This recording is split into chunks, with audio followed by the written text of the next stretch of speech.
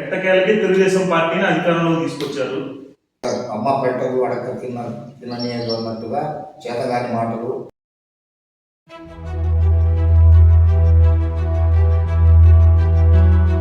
అందరికీ నమస్కారం అండి. Welcome back to good party facts. ఈరోజు మనం నెల్లూరు పార్లమెంట్ మైనార్టీ సెల్ కార్యదర్శి అయినటువంటి సత్తార్ గారితో అసలు ఆ పార్టీలో ఆయన ప్రస్తావన ఎక్కడి నుంచి మొదలైంది, అసలు ఏంటి, పార్టీ వల్ల ఆయన ఏమైనా సేవలు చేయగలిగాడా, అసలు అతనికి పార్టీకి ఉన్న సంబంధం ఏంటి అనే దాని గురించి ఈరోజు నేను ఆయన్ని అడిగి తెలుసుకుందాం అనుకుంటున్నాను. నమస్కారం సత్తార్ భాయ్, ఎలా ఉన్నారు? ఎట్టకేలకి తెలుగుదేశం పార్టీని అధికారంలోకి తీసుకొచ్చారు. ప్రస్తుతం ఎలా ఉంది? ప్రస్తుతం బాగానే ఉంది. ఇంకా గెలిచి 2 నెలలే పూర్తిగా అయింది కాబట్టి మా చంద్రబాబు నాయుడు గారు ఇచ్చిన హామీని తప్పకుండా నెరవేరుస్తారు. దాంట్లో ఎటువంటి సందేహం లేదు. సత్తార్ భాయ్, అసలు తెలుగుదేశం పార్టీలోకి రావాలని ఎలా అనుకున్నారు? అసలు ఆ ప్రయాణం ఎలా సాగింది? ఇప్పటి వరకు మీరు ఎన్ని సంవత్సరాలు తెలుగుదేశం పార్టీలో కొనసాగారు? ఇంకా ఎంతవరకు కొనసాగుతారు? ఏమైనా రిటైర్మెంట్ ఏమైనా ఇస్తారా, లేకపోతే చివరి వరకు తెలుగుదేశం పార్టీతో ఉంటారా? తెలుగుదేశం పార్టీకి మాకున్న అనుబంధం రిటైర్మెంట్ లేదు సంతోష్ గారు. మా ప్రయాణం మా పెద్ద ఆయన నందమూరి తారక రామారావు గారు 1982లో పార్టీ స్థాపించినప్పుడు ఒక ఎలక్షన్ అయిపోయింది. ఆ తర్వాత ఆయన మండలాలుగా విభజించిన తర్వాత నాకు ఓటు హక్కు వచ్చింది. ఆ రోజు సైకిల్ గుర్తు ఓటేశాను. ఈ రోజు దాకా సైకిల్ గుర్తుకు ఓటేస్తున్నాను, వేస్తాను కూడా. నాకు రిటైర్మెంట్ అనేది లేదు తెలుగుదేశం పార్టీకి. మాకు ఈయన తర్వాత రామారావు గారి తర్వాత సమర్థవంతమైన నాయకుడు ఎవరన్నా ఉన్నారంటే చంద్రబాబు నాయుడు గారు. పార్టీ భుజాలు వేసుకొని ఆయన ఈ రోజు దాకా కూడా అనేక అభివృద్ధి సంక్షేమ పథకాలు కానీ అభివృద్ధి కానీ ఈరోజు మనం అందరం చూస్తున్నాం. మన కళ్ళ ముందు జరిగింది హైదరాబాద్ ఎట్టుండిందో. దగ్గర నాకు 40 సంవత్సరాల అనుభవం ఉంది. ఈ హైదరాబాద్ 40 సంవత్సరాల అనుభవంలో ఆ కొండలు గుట్టలు పదవి కొట్టేసి ఈరోజు హైదరాబాద్ చూస్తున్నామంటే ఇది మా చంద్రబాబు నాయుడు గారు చేసిన అభివృద్ధి. ఇంకా ఎవరు చేయలేదు. అది 100% నేను రాసిస్తాను, దాంట్లో ఎటువంటి సందేహం లేదు.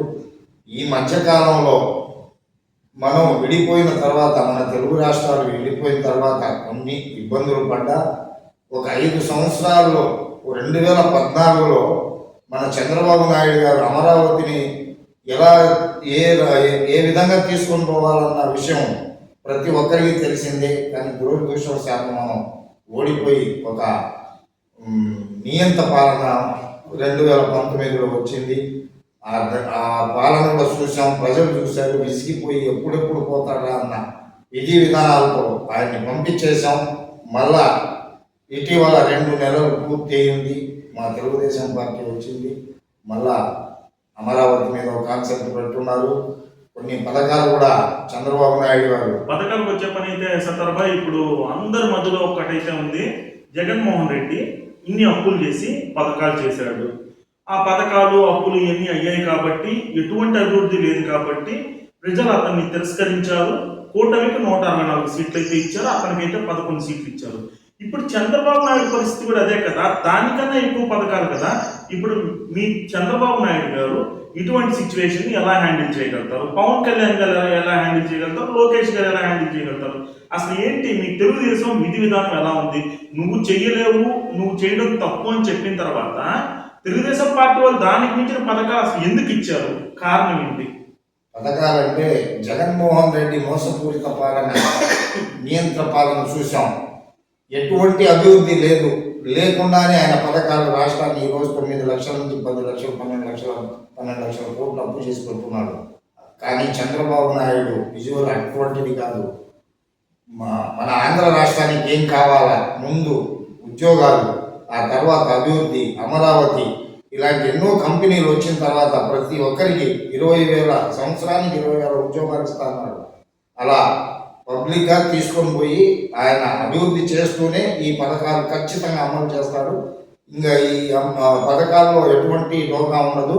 నిన్ననే అన్నా క్యాంటీన్ అంటే 5 రూపాయలు అన్నం తినే ప్రతి లేబర్ ఎక్కడి నుంచో పల్లెల్లో నుంచి టౌన్లోకి వచ్చి కూరగాయల మార్కెట్లు అలాని ఇలాని చేసి ₹5 భోజనం పెట్టి అన్నా క్యాంటీన్ నిర్దాక్షిణ్యంగా దాని తీసేశారు. గురించి కూడా వైఎస్ఆర్సీపీ వాళ్ళు ఈవెన్ ముష్టోళ్ళు కూడా తినరా ₹5 భోజనం అని చెప్పి కొద్దిగా క్రిటిసైజ్ చేస్తున్నారు. దాని గురించి మీరేమంటారు? ముష్టోళ్ళు అది చేతగాని మాటలు, అమ్మ పెట్టదు అడక తిననేది అన్నట్టుగా చేతగాని మాటలు. అదే అన్నా క్యాంటీన్, అదే ₹5, అదే చెత్త ఫుడ్ మీ నాయన పేరు పెట్టుకొని పెట్టొచ్చు కదా. చేతగాక మా మీద మళ్ళా ఇటువంటి నిందలు.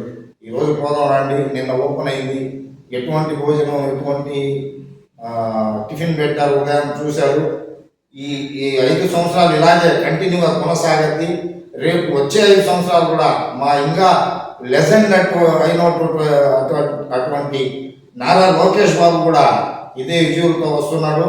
దీంట్లో ఎటువంటి మార్పు లేదు. లోకేష్ గారు అంటే నాకు ఒక విషయం అయితే గుర్తొచ్చింది. 2029 తెలుగుదేశం పార్టీలో మెయిన్ లీడర్ గా లోకేష్ బాబుని చూస్తామా, మళ్ళీ చంద్రబాబు నాయుడు గారి చేతిలోనే ఉంటుందా, లేదంటే ఈ జగన్మోహన్ రెడ్డి ఏమన్నా పుంజుకుని వచ్చే అవకాశం ఉందా, లేకపోతే పవన్ కళ్యాణ్ గారు వచ్చే అవకాశం ఉందా? ఎలా అనుకుంటున్నారు మీ ఉద్దేశం ప్రకారం? జగన్మోహన్ రెడ్డి ఇక రాజకీయాల్లో రాబడలేదు, అవసరం లేదు కూడా. ఆయన ఆంధ్రప్రదేశ్ అవసరం లేదు. పోతే రేపు రాబోయే రోజుల్లో ఇదే తెలుగుదేశం పార్టీ రథసారథిగా మా నారా లోకేష్ బాబు ఆయన చేతుల మీదనే మళ్ళా పార్టీ నడుస్తుంది. దాంట్లో ఎటువంటి సందేహం లేదు. ఇది ఖచ్చితంగా నారా లోకేష్ బాబు గారు మా తెలుగుదేశం పార్టీని, తాతగారు స్థాపించిన తెలుగుదేశం పార్టీని ఆయన నిండు నూరేళ్లు నడిపిస్తారని కోరుకుంటూ తప్పకుండా నమ్మకంగా చెప్తున్నాం మేము. ఇప్పుడు మీరు ఇన్ని సంవత్సరాల నుంచి తెలుగుదేశం పార్టీలో ఉన్నారు. పార్టీలో ఉండగా పక్కన ఏదో ఒక వృత్తి చేసుకుంటా ఉండాలి. ఏ వృత్తి చేసేవాళ్ళు ఇప్పుడు ఏ వృత్తి చేస్తున్నారు?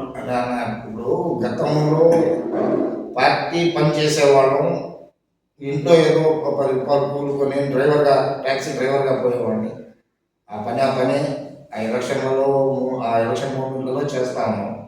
కానీ 2019 నుండి ఒక రాక్షస పాలన, ఆ పాలన చూసి విసుగు చెంది మేము పూర్తిగా మాకు అభివృద్ధి లేకుండా మేము ఇళ్లలో భార్య బిడ్డని వదిలేసి ఈ 5 సంవత్సరాల్ని ఈ దుర్మార్గ పాలన నుంచి ప్రజల్ని కాపాడాలా, మన రాష్ట్రాన్ని కాపాడాలా, మన రాష్ట్రం బాగుపడాలా అనే విధి విధానాలతోనే మేము ఈ 5 సంవత్సరాలు కష్టపడ్డాం. అంతకుముందు పడ్డ కష్టం వేరే, ఈ 5 సంవత్సరాలు మేము పడ్డ కష్టం వేరే. ఎటువంటి వాటికి భయపడకుండా వాళ్ళు కొడుతున్నారు, తిడుతున్నారు, చంపుతా ఉన్నారు, జైల్లో వేస్తున్నారు, ఎన్నో కేసులు పెడుతున్నారు. కానీ అటువంటి వాటికి భయపడకుండా ఈ 5 సంవత్సరాలు మేము కష్టపడి మరి మా ముస్లిం మైనారిటీ ఇళ్ళకైతే పోయి కాళ్ళు చేతులు పట్టుకొని మేము బతిమలాడి మాకున్న 5 పథకాలు తీసేశాడమ్మా జగన్మోహన్ రెడ్డి. దుల్హన్ పథకం, విదేశీ విద్య, ఇలాంటి 5 పథకాలు మా ముస్లిం సోదరులకు నారా చంద్రబాబు నాయుడు గారు ఇస్తే ఆ నిర్దాక్షిణ్యంగా ఈ 5 పథకాలు తీసేసి ఆ పథకాన్ని ఏరే దానికి మళ్ళించి ఆ దారిలో కూడా మళ్ళా వాళ్ళ దగ్గర కూడా అప్పు తెచ్చి ఇంకో దారి మళ్ళించి గందరగోళం చేసి ఈరోజు రాష్ట్రాన్ని 9 లక్షల కోట్లు అప్పు చేసి పెట్టున్నాడు. అమరావతి ఈరోజు నిన్న చూసాము, ఒక అడవి మాదిరిగా ఉంది. అమరావతి 32,000 ఎకరాల భూమిని ప్రజలు, రైతులు దానదత్తం చేస్తే ఈరోజు చూస్తే ఆ బూజు పట్టుంది. మళ్ళా మా నాయకుడు వచ్చాడు, పనులు స్టార్ట్ అయినాయి, అమరావతి శరవేగంగా పుంజుకుంటుంది. సుతర్బాయ్, ఇంకో విషయం ఏంటంటే 2024 ఎన్నికల్లో తెలుగుదేశం పార్టీ ఒక పని అయితే చేసింది. ఆ పని ఏంటంటే బీజేపీ పార్టీతో పొత్తు పెట్టుకుంది. పొత్తు పెట్టుకున్న తర్వాత కూడా 164 సీట్లు వచ్చాయంటే ముస్లిమ్స్ అందరూ కూడా, మన ముస్లిం సోదరులు అందరూ కూడా కూటమికే ఓటేశారు కదా. 100% వేశారన్నా, 100%. లేదురా అంటే BJP Pawan Kalyan party, Janasena, BJP కూటమి లేకపోతే మన ఆంధ్ర రాష్ట్రం బాగుపడదు, పైకి రాదు. దానికి చంద్రబాబు నాయుడు ఎవరిని ఎక్కడ పెట్టాలో విధి విధానాలు తెలిసిన మేధావి నాయకుడు ఆయన. దాంట్లో ఎటువంటి సందేహం లేదు. మైనారిటీ ఓట్లు మైనారిటీ నాయకులైతే ఖచ్చితంగా నమ్ముతున్నారు కదా, మాకు చంద్రన్న అండగా ఉన్నాడు, ఇదివరకట్లాగే మాకు బీమాలు వస్తాయి, ఇదివరకట్లాగే మైనారిటీ లోన్స్ వస్తాయి అని ప్రతి ఒక్కటి మీరు నమ్మే కదా ఆయన ఓటేసారు. తప్పకుండా అదే నమ్మే చేస్తాడు కూడా. మా చంద్రబాబు నాయుడు గారు చేసే సత్తా ఉంది, సత్తా ఉన్న నాయకుడు ముఖ్యమంత్రి ఎవరైనా ఉన్నారంటే మన రాష్ట్రంలో చంద్రబాబు నాయుడు. ఫైనల్లీ నేనైతే ఒక మాట అడుగుతున్నా సత్తార్ భాయ్, ఇది రాజకీయాలకు అతీతంగా అడుగుతున్నా, మీరు కూడా జెన్యున్ గా ఒక సాధారణ ఓటర్కి అయితే చెప్పాలి. ఇన్ని పథకాలు చంద్రబాబు నాయుడు చెప్పాడు, అవి చేస్తాడా?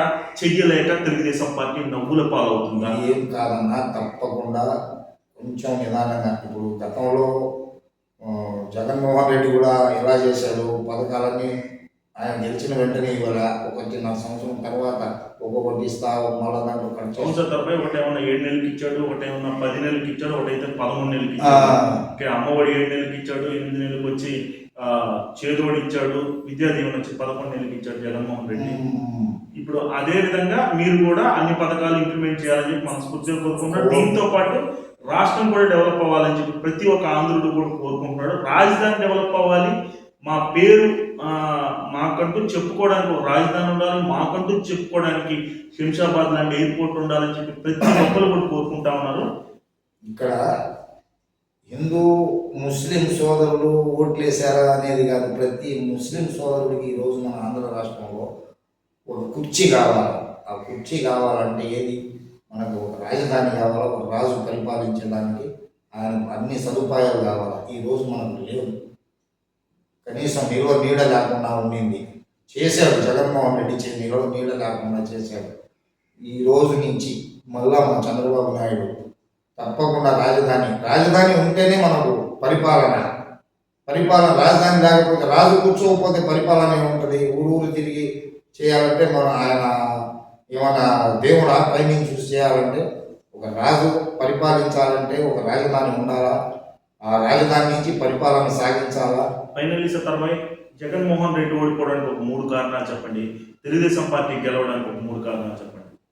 జగన్మోహన్ రెడ్డి ఓడిపోయేదని 3 కాదు సంతోష్ గారు, దగ్గర నవరత్నాలు పెట్టినట్టుగా 9 విధి విధానాలతో ఓడిపోయాడు. 9 విధాలుగా ఓడిపోయాడు ఆయన గెలిచిన 15 నెలలకే ఆయన కౌంట్ డౌన్ స్టార్ట్ అయింది. 16 నెలల నుంచి ఎప్పుడు పోతాడు అనుకున్నారు. కార్యకర్తగా తెలుగుదేశం పార్టీలో అంటే ఒక మైనారిటీ నాయకుడిగా తెలుగుదేశం పార్టీలో మీరు కొనసాగుతూ ఉన్నారు. మీకు ఎప్పుడు గట్టిగా నమ్మకం వచ్చింది తెలుగుదేశం పార్టీ నెక్స్ట్ అధికారంలోకి రాబోతుంది అని చెప్పి మీకు 5 సంవత్సరాలు ఏ రోజు నమ్మకం వచ్చింది? అంటే మాకు ఈ అమరావతిలో ప్రజావేదిక కూల్చేశాడు గెలవంగానే. ఈ పరిపాలన ప్రజావేదిక కూల్చేశాడంటే ఇంకా మాకు ఎంతో సంతోషం వచ్చింది. ఎందుకంటే ఈ పరిపాలన కూల్చే పరిపాలన ఇక గెలవదు, ఈ 5 సంవత్సరాలు మేము ఓర్చుకొని ఉండాలా, తప్పదు అని చెప్పి ఆ రోజే మాకు మా మైండ్లోకి వచ్చేసింది సంతోష్ గారు. అక్కడి నుంచి ఆయన విధి విధానాలు ఎట్టున్నాయో మీకు తెలిసిందే. ఒక సగటు మానవుడిగా చంద్రబాబు నాయుడు గారి దగ్గర నుంచి, ఆంధ్రప్రదేశ్ ముఖ్యమంత్రి నారా చంద్రబాబు నాయుడు గారు కాబట్టి ఆయన దగ్గర నుంచి మీరు ఏం ఎక్స్పెక్ట్ చేస్తున్నారు? ఇంకా ఎటువంటి అభివృద్ధి పనులు జరిగితే బాగుంటుంది? మీరు ఉంటున్న ఏరియాల్లో కానీ మీ జిల్లాల్లో కానీ ఎక్కడైనా సరే ఏది చేస్తే బాగుంటుందని మీ ఉద్దేశం ఒక్కసారి చెప్పేస్తే ఫైనల్గా మనం ముగించేద్దాం. డెవలప్మెంట్ అనేది ముఖ్యం మన ఆంధ్ర రాష్ట్రానికి. గతం 2014 నుంచి 19 దాకా కుంటుపడిపోయింది. ఫస్ట్ ఏ జిల్లా అయినా మన ఆంధ్ర రాష్ట్రంలో 13 జిల్లాలు కూడా ముందు డెవలప్ కావాలి. ప్రతి జిల్లాలో కొన్ని వేల మంది నిరుద్యోగులు ఉన్నారు, వాళ్ళు డెవలప్ కావాలి. వాళ్ళు డెవలప్ కావాలంటే ఏదో ఒక కంపెనీలు ఏదో ఒక రూపంలో మన చంద్రబాబు నాయుడు గారు వాళ్ళకు ఆసరా చూపించాలా. ఇలాంటి మా పంచాయతీలు కానివ్వండి, మామూలుగా సిటీలు కానివ్వండి, డెవలప్మెంట్ చాలా కుంటుపడిపోయింది గత 5 సంవత్సరాలు. ఇక నుంచి అవన్నీ చేసి చూపించిన తర్వాతనే మేము మళ్ళా చంద్రబాబు నాయుడు గారు ముఖ్యమంత్రి చేసుకునే దానికి మేము రెడీగా ఉన్నాం. 40 సంవత్సరాలు తెలుగుదేశం పార్టీలో ఎన్నో కష్టాలు పడి ఇప్పుడు దాకా ప్రయాణించారు. ఇప్పుడు ఒక కార్యకర్తగా మీరు చంద్రబాబు నాయుడు గారికి ఏం చెప్పాలనుకుంటున్నారు? కార్యకర్తగా చంద్రబాబు నాయుడు గారి దగ్గర నుంచి మీరు ఏం ఆశిస్తున్నారు? చంద్రబాబు నాయుడు గారి దగ్గర మేము ఆశించేది ఏంటంటే, గతంలో ఒక విధి విధానాలతో మేము పోరాడాము. ఈ 5 సంవత్సరాలు ఎట్లా పోరాడామంటే, మేము టోటల్గా మా భార్య బిడ్డల్ని వదిలేసి ఎటువంటి తగు తంటాలు వచ్చి సంపేస్తారన్న విధి విధానాలను కూడా భయపడకుండా టోటల్గా ఎవరేం చేస్తారో మాకు మా చంద్రబాబు నాయుడు గారు ముఖ్యమంత్రి కావాలా, మా పరిపాలన బాగుండాలా, మా బుట్టి కార్యకర్తలు రాష్ట్ర ప్రజలు బాగుండాలని కోరుకొని ఒక సంకల్పంతో పనిచేసాము మేము. ఓకే, ఇదండి సత్తార్ బాయ్ గారి మనోగతం. సత్తార్ బాయ్ గారు మనకైతే చాలా ఇంపార్టెంట్ విషయాలు అయితే చెప్పారు. నేనైతే ఒక కొత్త కాన్సెప్ట్తో మీ ముందుకు వచ్చాను. ఏంటంటారా, తెలుగుదేశం పార్టీలో ఎప్పటి నుంచో ఉంటున్న కార్యకర్తలు వాళ్ళు ఏదైనా చిన్న చిన్న పొజిషన్స్లో ఉన్నా సరే వాళ్ళ గురించి అయితే క్లియర్గా ఎక్స్ప్లెయిన్ చేద్దామని చెప్పి డిసైడ్ అయ్యాను. పెద్ద నాయకుల దగ్గరికి 100 మైకులు వెళ్తాయి, కార్యకర్తల దగ్గరికి చిన్న స్థాయి నాయకుల దగ్గరికి ఒక్క మైక్ కూడా వెళ్ళదు. కానీ ఖచ్చితంగా చెప్తున్నా, గొట్టిపాటి ఫ్యాక్ట్స్ అనే మైక్ అయితే కార్యకర్త దగ్గరికి వెళ్తుంది, చిన్న స్థాయి నాయకుడి దగ్గరికి వెళ్తుంది, వాళ్ళ మనోగతం తెలుసుకుంటుంది, అందరికీ తెలిసేలా చేస్తుంది.